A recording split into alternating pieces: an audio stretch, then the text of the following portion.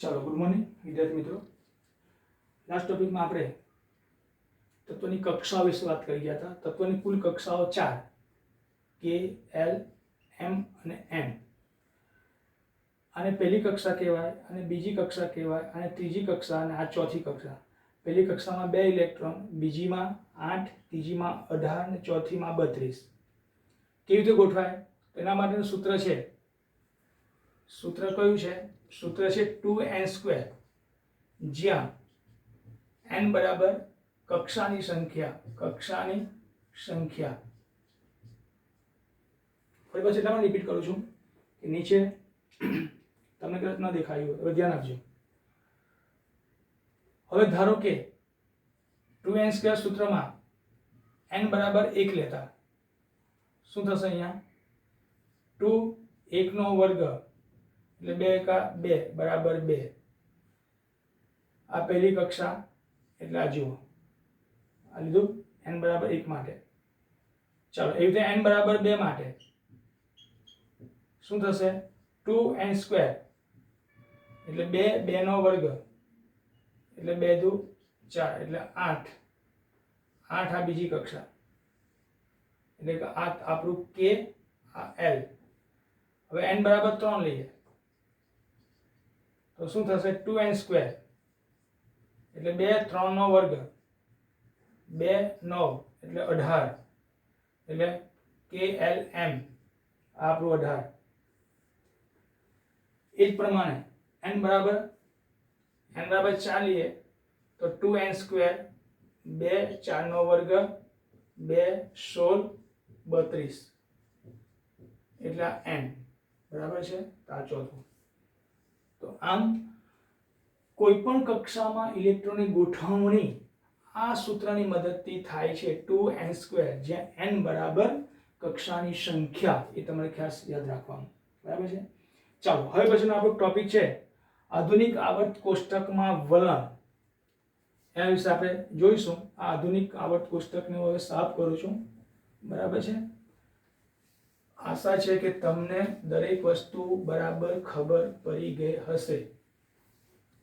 ચાલો આધુનિક આવર્ત કોષ્ટકમાં વલણ, તત્વના વલણ. આધુનિક આવર્ત કોષ્ટકમાં તત્વના વલણ, એના વિશે આપણે ચર્ચા કરવાની છે. ચાલો જુઓ. તો સૌથી પહેલો ગુણધર્મ છે સંયોજકતા.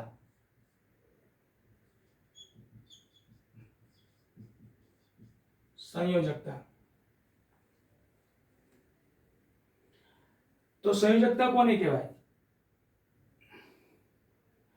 હવે કોઈ પણ તત્વની સંયોજકતા છે, કોઈ પણ તત્વની સંયોજકતા એ તત્વમાં રહેલા ઇલેક્ટ્રોન દ્વારા બનતા બંધના પ્રકાર પર આધાર રાખે. બરાબર છે.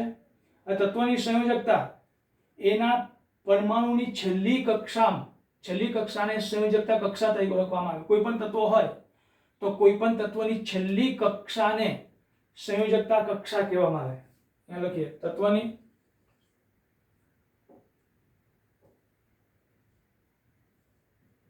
તત્વની છેલ્લી કક્ષાને સંયોજકતા કક્ષા કહેવાય. અને છેલ્લી કક્ષામાં રહેલા ઇલેક્ટ્રોનને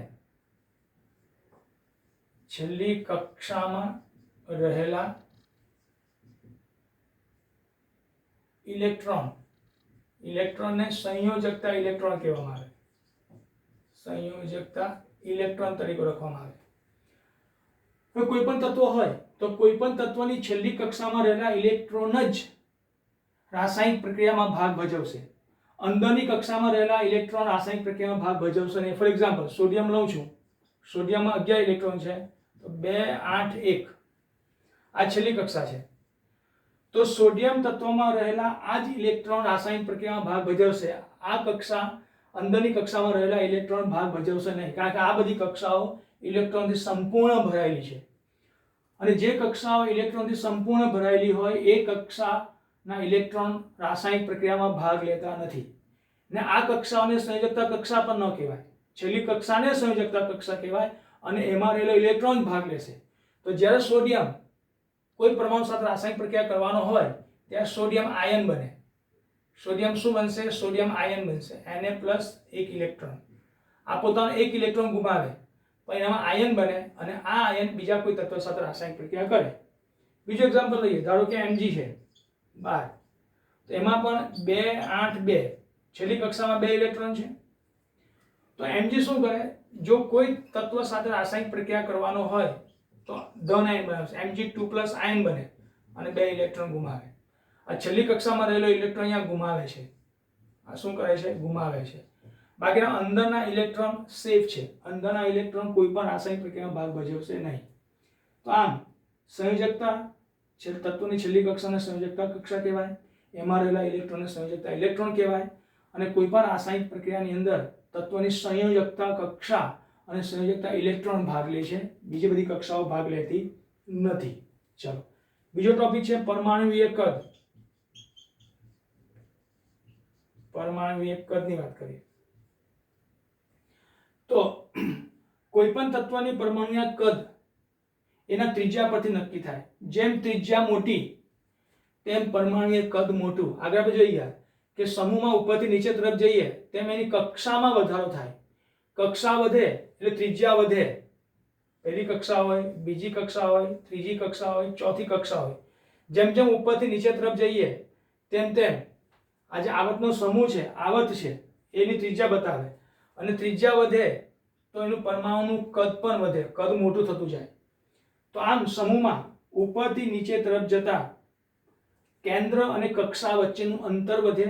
કેન્દ્ર અને કક્ષા વચ્ચેનું અંતર વધવાથી ત્રિજ્યા વધે અને ત્રિજ્યા વધવાથી પરમાણુનું કદ મોટું થાય. હવે એક વાત કરીએ તો અહીંયા હાઇડ્રોજન પરમાણુનું કદ આપ્યું છે. તો હાઇડ્રોજન પરમાણુનું કદ 37 પિકોમીટર છે. 37 પિકોમીટર. હવે 1 પિકોમીટર બરાબર 10⁻12 મીટર. તો 37 પિકોમીટર છે તો હાઇડ્રોજનનું કદ 37 × 10⁻12 મીટર કહેવાય. તો હાઇડ્રોજન પરમાણુનું કદ 37 પિકોમીટર જેટલું છે એમ કહેવાય. બીજી વાત કરીએ આવર્તમાં. આવર્તમાં ડાબી તરફથી જમણી તરફ જઈએ તેમ તેમ પરમાણુની ત્રિજ્યા ઘટે. પરમાણુ ત્રિજ્યા શું થશે? ઘટે. એનું કારણ શું છે? તો ધ્યાન આપો, આપણે ત્રીજા આવર્તની વાત કરી હતી આપણે, બેરિલિયમ, પછી બોરોન, કાર્બન, પછી નાઇટ્રોજન, ઓક્સિજન. હવે ધ્યાન આપજો, બેરિલિયમ છે એનો પરમાણુ ક્રમાંક 4, તો શું થશે? 2 અને 2. બોરોન પરમાણુ ક્રમાંક 5, 2 અને 3. કાર્બન પરમાણુ ક્રમાંક 6, 2 અને 4. એવી રીતે અહીંયા નાઇટ્રોજન 7, તો 2 અને 5. ઓક્સિજન 8, તો 2 અને 6. હવે અહીંયા જુઓ, બધામાં કક્ષાઓ સમાન છે પરંતુ ઇલેક્ટ્રોનની સંખ્યામાં વધારો થાય. ઇલેક્ટ્રોનની સંખ્યામાં શું થાય છે? વધારો છે. હવે ધ્યાન આપજો ખાસ. હવે થશે શું? આ પહેલી કક્ષામાં 2 ઇલેક્ટ્રોન છે, બીજી કક્ષામાં હવે અહીંયા જુઓ, બીજી કક્ષામાં 2 ઇલેક્ટ્રોન છે બેરિલિયમમાં. આ 2 ઇલેક્ટ્રોન, આ 2 ઇલેક્ટ્રોન, આ કેન્દ્ર છે. તો 2 ઇલેક્ટ્રોન થવાથી કેન્દ્ર અને ઇલેક્ટ્રોન વચ્ચેનું આકર્ષણ બળ વધે. હવે એના પછીનું તત્વ બોરોન લઈએ તો બોરોનમાં 3 ઇલેક્ટ્રોન. તો એક જ આવર્તમાં ડાબી તરફથી જમણી તરફ જઈએ તેમ તેમ ઇલેક્ટ્રોનની સંખ્યામાં વધારો થાય. પહેલામાં 2 હતું, પહેલામાં 1, બીજામાં 2, ત્રીજામાં 3, ચોથામાં 4, પાંચમામાં 5, છઠ્ઠામાં 6, 7. જેમ જેમ છેલ્લી કક્ષામાં, જો છેલ્લી કક્ષામાં જેમ જેમ ઇલેક્ટ્રોનની સંખ્યા વધતી જાય તેમ તેમ કેન્દ્ર અને ઇલેક્ટ્રોન વચ્ચેનું આકર્ષણ બળ વધતું જાય. એટલે કેન્દ્ર શું કરશે? આ જે છેલ્લી કક્ષા છે એ છેલ્લી કક્ષાને અંદરની તરફ ખેંચે અને છેલ્લી કક્ષા અંદરની તરફ ખેંચાય પરિણામે આ જે ત્રિજ્યા છે એ ત્રિજ્યા થોડીક સંકોચાય. તેથી એના કદમાં ઘટાડો થાય. કદમાં શું થાય? ઘટાડો. તો એક જ આવર્તમાં ડાબી તરફથી જમણી તરફ જતા કક્ષાઓ વધતી નથી પણ કક્ષામાં ઇલેક્ટ્રોનની સંખ્યા વધે. ઇલેક્ટ્રોનની સંખ્યા વધવાથી કેન્દ્રમાં રહેલા પ્રોટોન અને ઇલેક્ટ્રોન વચ્ચેનું આકર્ષણ બળ પ્રબળ બને. તેથી ત્રિજ્યાઓ અંદરની તરફ સંકોચાય. પરિણામે એના કદમાં ઘટાડો થાય. કદમાં શું થશે? ઘટાડો થશે. ચાલો બીજું, સમૂહમાં ઉપરથી નીચે તરફ જઈએ તેમ તેમ કક્ષાઓમાં વધારો થાય. એ આપણે જોઈએ આગળ. અને કક્ષાઓ વધવાથી એની ત્રિજ્યા વધે અને ત્રિજ્યા વધવાથી એનું કદ વધે. ચાલો હવે પછીનો ટોપિક છે ધાત્વિય અને અધાત્વિય ગુણ. ધાત્વિય અને અધાત્વિય ગુણ એની ચર્ચા હવે પછીના આપણે નેક્સ્ટ ટોપિકમાં કરીશું. ઓકે.